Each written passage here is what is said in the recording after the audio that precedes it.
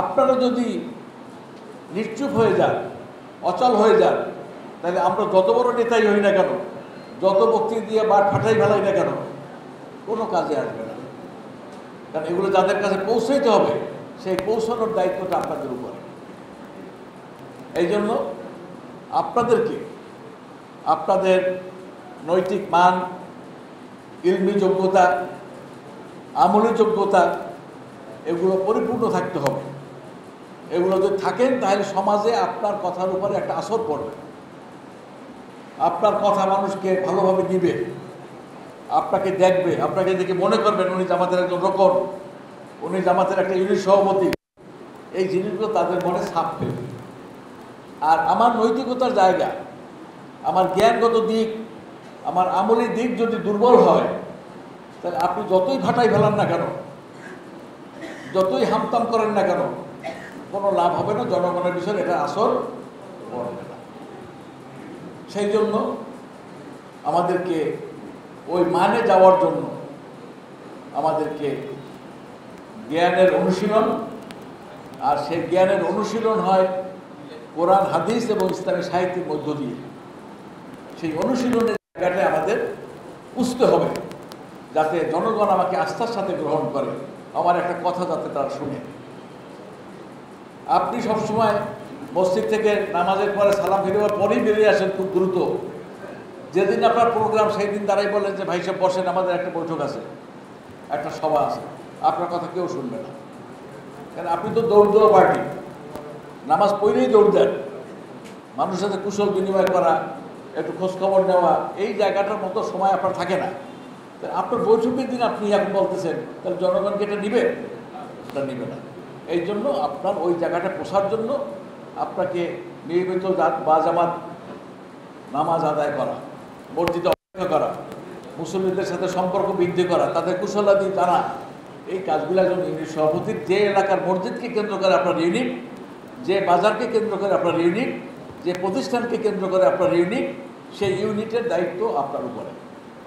সেটার জন্য আনুষঙ্গিক যে সমস্ত ক্রাইটেরিয়াগুলো আছে তার সবগুলোর আমানতদার আপনি। আর আমানতদার মাইনেই হলো একটা ভারী বোঝা। সেই জায়গাটা পালন করার জন্য আমাদের জ্ঞানগত দিক থেকে মাননের জন্য অত্যন্ত জরুরি। সেই ক্ষেত্রে কোরআন অধ্যয়ন, নিয়মিত কোরআন অধ্যয়ন। আমি যদি আরেকটু হাত তুলে নেই তাহলে মনে ভালো হবে। এখানে যারা আছেন আপনারা, তারা নিয়মিত রিপোর্ট রাখেন না, নিয়মিত ব্যক্তিগত রিপোর্ট রাখেন না, নিয়মিত ব্যক্তিগত রিপোর্ট রাখেন না। কে কে হাত তোলেন? কোনো অসুবিধা নাই, কোনো সম্মান যাবে না। আপনি হাত তোলেন, তাতে আমি বুঝতে পারবো আর কি। নিয়মিত রিপোর্ট রাখা হয় না, পারেন না। তাকাই দেখেন, ভালো সংখ্যক আছেন যারা নিয়মিত রিপোর্ট রাখতে পারেন না। তাহলে একটা ইউনিটের যে সার, একটা খেতে যে ফসল বোনে, সেই ফসলকে যদি একটু চাঙ্গা করতে হয়, সতেজ করতে হয়, দ্রুত ফল পেতে চায়, তাহলে সার দেয় না? সার দেয়, নিড়ানি দেয়, তাই না? এই যে মানুষের এই সংগঠন, এটারও তো সারের দরকার আছে, নিড়ানির দরকার আছে। সেই ক্ষেত্রে এই ব্যক্তিগত রিপোর্ট এটা অত্যন্ত জরুরি। এই ব্যক্তিগত রিপোর্ট যদি আপনি না রাখেন, তাহলে আপনি আরেকজন কর্মীকে বলতে পারবেন না যে আপনি রিপোর্ট রাখেন, আপনার রিপোর্টটা দেখি। কেন আপনি নিজেই তো রাখেন না, তাহলে আপনি আরেকটা দেখবেন কোন অধিকার? তাকে আপনি উপদেশ দেবেন কিভাবে? আপনি যদি সেই উপদেশে পাবন না হন, সেই উপদেশ যদি আপনি অনুশীলন না করেন, তাহলে সেই উপদেশ তো আরেকজনকে দেওয়ার কোনো সুযোগ নাই। যদি দেনও, উনি শুনে যাবে কিন্তু আমল করবে না, কোনো আসর হবে না। এই জন্য আমার ব্যক্তিগত রিপোর্ট রাখা এবং এর মধ্য দিয়ে আমার মান উন্নয়ন এবং কর্মীদেরকে উৎসাহিত করার জন্য এই ব্যবস্থাটা থাকতে হবে। সেখানে কোরআন অধ্যয়নের কথা বলা আছে প্রথমেই। নিয়ে যাওয়া সেই আবুল আলা মওদুদী এই ব্যক্তিগত রিপোর্ট রাখার মধ্য দিয়ে একজন মানুষকে সত্যিকার মানুষ হিসেবে রূপান্তরিত করার জন্য একটা ব্যবস্থা করা। যদি বলেন আমরা তো মানুষই, আমরা মানুষ, কিন্তু মানুষ হিসেবে আমাদের গুণাবলী থাকার কথা ছিল, সেই গুণাবলী আমাদের সবার ভিতরে নাই, পূর্ণাঙ্গভাবে নাই, আধা দিয়ে আছে, ওয়ান থার্ড আছে। এই জন্য আমার কোরআন অধ্যয়ন, কোরআন থেকে আমার হেদায়াত নেওয়ার জন্য আমাকে প্রতিদিনই অধ্যয়ন করতে হবে। আমাদের পড়া হয় না। কেন হয় না জানেন? যে আমরা ছোটবেলায় অনেকেই কোরআন শিখি না, সহিভাবে কোরআন তেলাওয়াত করতে পারি না, যার কারণে কোরআনটা ইচ্ছে করে ধরলেও কোরআন পড়া হয় না। আমি হাত তোলাবো না, ছোটবেলায় অনেকেই আমরা পড়তে পারি না। এখন বাংলাদেশ জামাত ইসলামী এই কর্মী বাহিনীকে, এই দায়িত্বশীলদেরকে কোরআনমুখী করার জন্য সহিহ তেলাওয়াতের ব্যবস্থাপনা রেখেছে।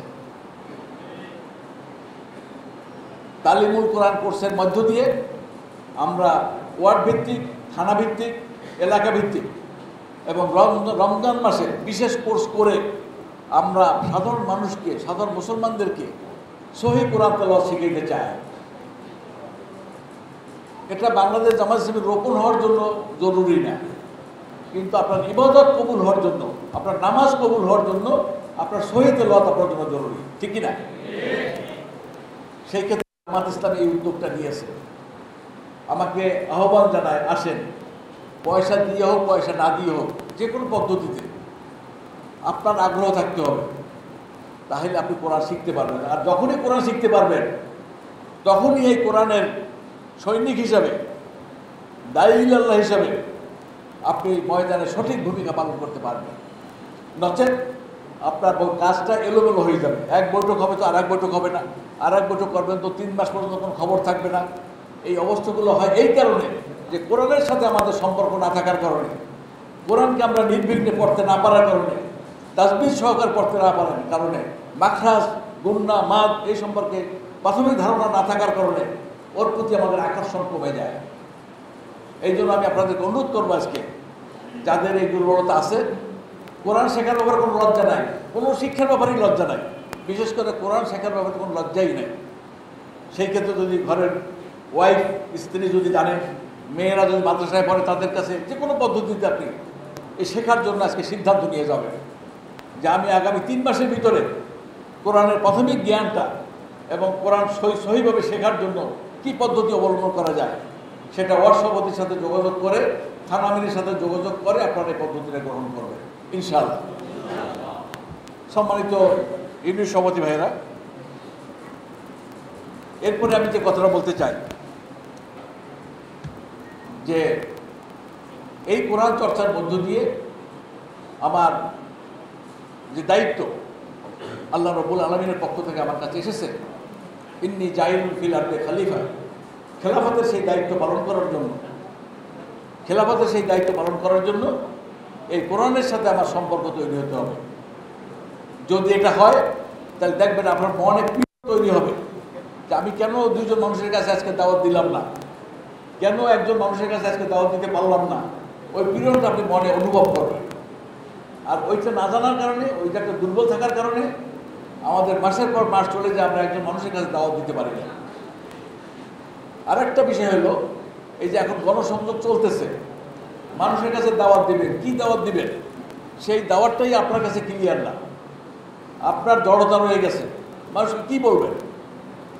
আমাদের যে 3 দফা দাওয়াত, যে 3 দফা দাওয়াত আছে, সেই 3 দফা দাওয়াত যদি আপনাদেরকে এখন জিজ্ঞেস করি, তাহলে মোটামুটি 10 জন বা 20 জন এর মধ্যে থাকবে যে এটা তারা পারবেন, আর বাকিরা পারবেন না।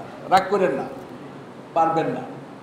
কেননা যে রকম প্রার্থীটা আমাদের কাছে আসে কন্ট্রাক্টের জন্য, তাদের যখন জিজ্ঞেস করি যে 3 দফা দাওয়াত বলেন, তখন ওরা বলতে পারেন না। অর্ধেক বলেন, অর্ধেক বলে থাইমা যান, এরপরে কী বলবেন। এই জন্য এখান থেকে যাওয়ার পরে বিকালে দাওয়াতি কাজে নামার আগে আপনি কয়েকটা পয়েন্ট শিখে নেবেন। একটা হলো আমরা সাধারণ মানুষের কাছে দাওয়াত দিতে চাই। কি দাওয়াত?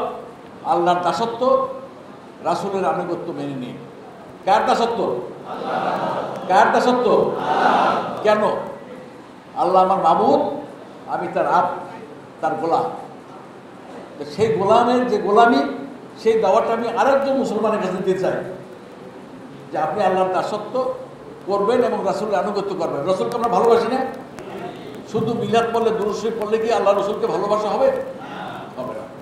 তাহলে কি করতে হবে?